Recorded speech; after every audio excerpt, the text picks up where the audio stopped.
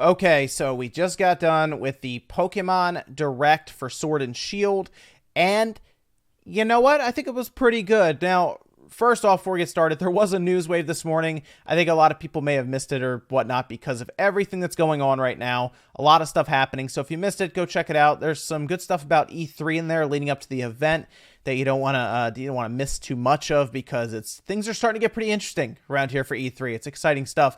And make sure if you enjoy this video, make sure you like it to help get it out there. Because again, a lot of videos are going to be coming out soon, all around E3 and all kinds of stuff happening and starting to ramp up now. And it's an exciting time of year.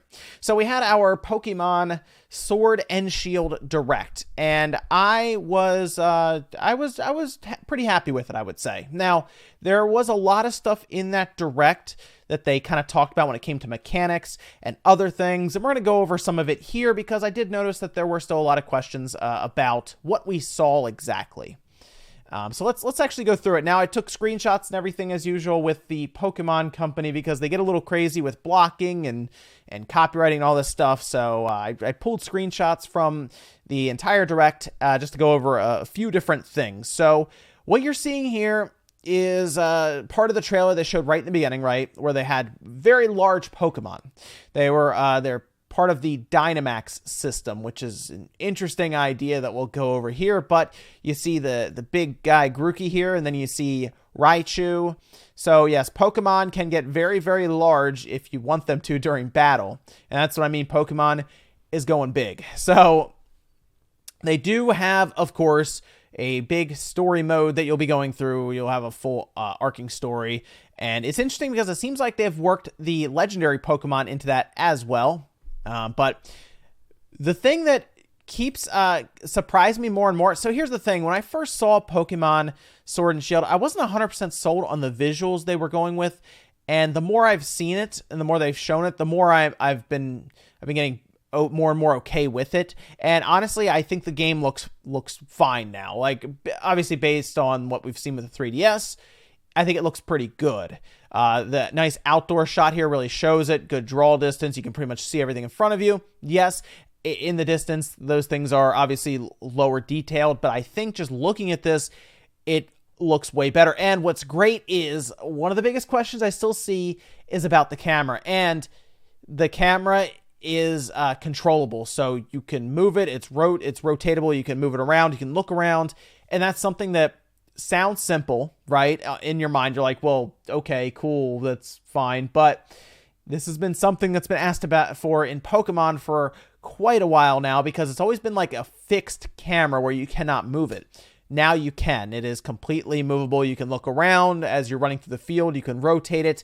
And the biggest reason I think you're going to want to be able to rotate it is because Pokemon now roam pretty much free in the field, similar to what we did with Pokemon Let's Go, where you could see Pokemon walking around in front of you. They do that here now as well. Although there was one part of the trailer that I noticed where they were running through grass, and they didn't see the Pokemon, but they still ran into one, which is weird to me. But from what they showed otherwise, it looked like you were running around in the field, in the wild area, as they called it, and you would see Pokemon just kind of walking around, which is good. Look, that's one of the best things about Let's Go, and something I think they need to carry on is that you can just see the Pokemon right in the field. We're not dealing with Game Boys anymore where you can only, have so much stuff going on screen. I think it just makes the game flow better if you can see the different Pokemon around you, and it makes the world feel a bit more alive, right? If you have Pokemon just kind of wandering around. So I really like that part. Fishing, though, appears to be randomized. Obviously, you can't really tell what you're going to catch. That's something I think I'm okay with when it comes to that. Once again, we have our Raichu there with the Dynamax system, which we're about to get into, but I took some other screenshots here, just kind of the scenery and kind of how everything looks, and I thought this was a good shot because it shows kind of the house and how everything looks fairly detailed on it, and looking at screenshots like these that don't look like low resolution or anything, I think it's actually going to be a fairly good-looking game on our TVs, and especially when in handheld mode. So I'm again, a bit more sold on the visual style. The water, of course, has nice reflections and everything on it. I think this is going to be a pretty good-looking Pokemon game. Now, they showed off a few other Pokemon as well, but I have to admit, the Pokemon that they showed us during the event wasn't anything that made me go, oh, wow, I got to go catch that like now. You know, it was like, all right, a sheep Pokemon, that's fine. A flower-based Pokemon, okay. And then the one that I thought was at least interesting was the one that was like a snapping turtle, right? That apparently can chomp through like steel and iron and stuff. So that one I looked at and said, okay, that's one I would pick up. But the other two, I'm like, I'm not like they couldn't have showed us two better Pokemon. I don't know. That one I looked at and I said, all right, I guess. And then they of course showed that one evolved and everything. A nice little zoomed out shot of kind of landscape. But the one thing I wanted to point out is you see those red lights coming from the ground. Those actually have like a purpose to them, it seems, because they did show that was a nice little shot there of again a nice Pokemon kind of just going through the world there. They showed these raid battles, and what was interesting about the raid battles, Max Raid Battle. What was interesting about Max Raid Battle is it appears to be multiplayer focused, to where you and 3 other people will battle against a very large Pokemon, one in Dynamax form. Dynamax is a form your Pokemon can take once per battle that lasts 3 turns, that makes them very large and powerful. And once those 3 turns are up, you revert back to your standard form and you cannot activate that again, which is how they explained it. So when you're battling against an opponent, they can, activate Dynamax when they want, and then you can, I guess, either try to weather it or activate yours to counter it. It seems like it's something to just kind of throw in for more strategy, it seems. I'm curious if it's actually going to add that much more strategy, or if someone turns into the Dynamax form and then the person across from you does as well to counter it, and then you go back to normal battles. I'll just be curious to see if it actually adds some strategy. But Max Raid Battle, 3 friends join up, and it is online as well as local. So if you have 3 friends, we hope that you can join up with. They can join in and you guys battle against a very large Pokemon. Now, couple of things here. You can't really assume anything with Nintendo right now when it comes to online, as we saw with Super Mario Maker 2. So my question here is, can we actually battle or do this with our friends on our friends list, go around raiding very large Pokemon? Because that would actually be kind of fun, right? That'd be pretty neat. They mentioned that certain Pokemon can only be captured this way, and if you and friends can go around and do raids, that would actually be really, really cool. A really neat dynamic added to Pokemon. My other question is, can you do voice chat? Okay, because this, I think, will take a lot of communication, because I bet you there are some crazy endgame raids, right? Maybe a giant Mewtwo or something. But I think that means that people will have to go into these raid battles with roles in mind. And what I mean by that is maybe somebody is there to play defense instead of barriers. Maybe one is there to buff the attacker, like your like DPS essentially. You got a tank, you got like a healer. Like, these are all things that I think could come into play here. But if you cannot voice chat and you cannot communicate easily, I feel like that will actually hurt the experience. So unless we have quick buttons, set up for communication, like, oh, heal now, please, or something like that, or of course voice chat. I think voice chat is the best way to go there for that. Even if it's just with your friends that you can set up rooms with and do this, that I think is the way to go. But I like the idea and the dynamic and the ability to probably have end game content from this. I think that's actually pretty cool. And what happens is when you beat this Pokemon, someone can then capture them. So good stuff there. We have, again, our main characters here. We have the professor on the right, and then on the left we have Leon, who is like basically the Pokemon champion that you're striving to beat at the end. And the way they have that set up is, he has Charizard as well, so there you go, Leon. But you have your rival Hop, who is Leon's younger brother. So you're basically going against Hop, trying to become the Pokemon champion with Leon at the top. It seems like a pretty standard story, but I do like the idea of having the champion's younger sibling as your rival to go against. I think that at least adds a little dynamic to it, to the story. Now, at the end, they did have legendary Pokemon, and we kind of expected this because, of course, you're going to have some kind of cover Pokemon, right, to show off. So we have Pokemon Sword and Shield, and we have 2 different Pokemon to go with here.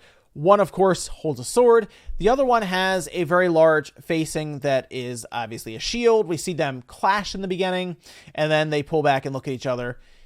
And what was interesting was, yes, they have the blue and the orange as well. What was interesting was the ending shot is them looking in either direction, like they're being threatened or like something is after them, which makes me wonder, is there a larger force that is chasing them like a Team Rocket, or is there a third legendary Pokemon that is very powerful that they are realizing they have to team up against, right? That's kind of my question there when I saw them kind of back out and look around.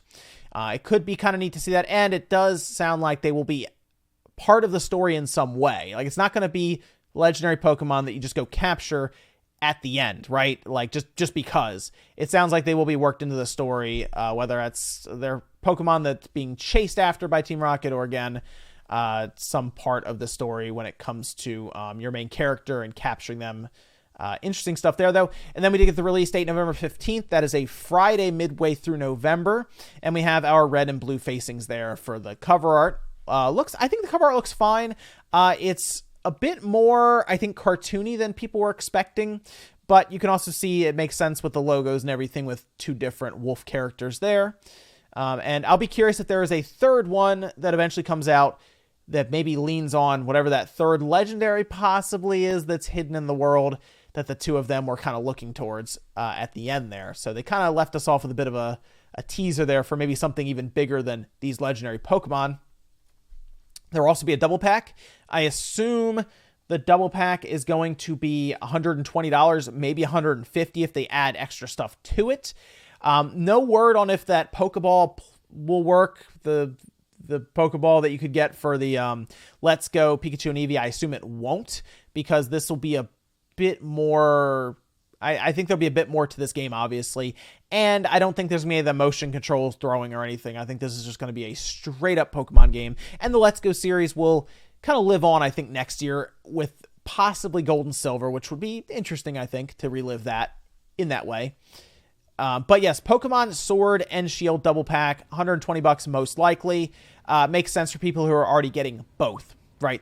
I get that. So overall, you know what? I liked what I saw here with Pokemon. The Dynamax system, where you can grow your Pokemon and they can attack harder, maybe take more damage, is at least interesting. I have to see how that goes. Few things we did not see, though. We did not see our final evolutions for our starting three, right? They did not show those, which was odd. I thought we would have at least seen those, since we're going to have to eventually figure out who we're picking, and if we don't know what they turn into, that could lead to some disappointment at the end if you realize, oh, Scorbunny actually has the best, third evolution, or of course Grookey probably has the best third evolution. Let's be real, it's probably Grookey. But yes, we missed that, and I think we missed out a bit on more explanation on how the online is going to work, right? That was something else. I think we need to know if there is full communication when it comes to the raids. That's going to be a big thing. Trading, integration with Pokemon Home, all of that, I believe, is going to be straightforward, but there's still a lot to know here, and it's exciting, at least for people who are really, really into Pokemon. This is going to be me getting back into Pokemon after being out of it for a while, so I'm excited to see what we have here and where we go with this, and it's going to be nice to actually be able to play Pokemon on the big screen, right? So exciting stuff there. Let me know what you guys think about Pokemon Sword and Shield down below. Make sure you like the video if you enjoyed it, dislike it if not, and I'll see you guys next time.